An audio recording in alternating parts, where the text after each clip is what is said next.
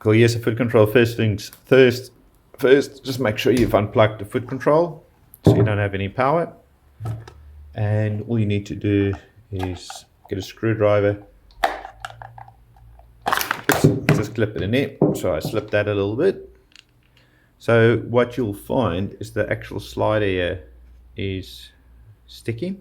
Well, I've already loosened this one up, so that will be sticking and it won't be sliding back as it should. And you can just use a bit of CRC silicone spray, spray that in there, and that will loosen it up. And when you put it back, you just got to make sure the spring aligns up with that little nook there. Line it up.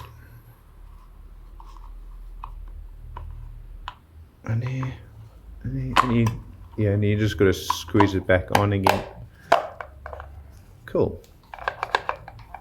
We'll have all back to normal, and yeah, now we can plug it in. I'll just bring the machine in, and then we can test it.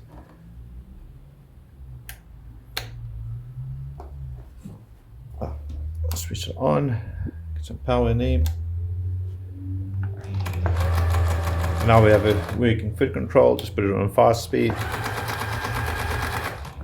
and the machine will stop completely. Hey, thanks for watching. Cheers.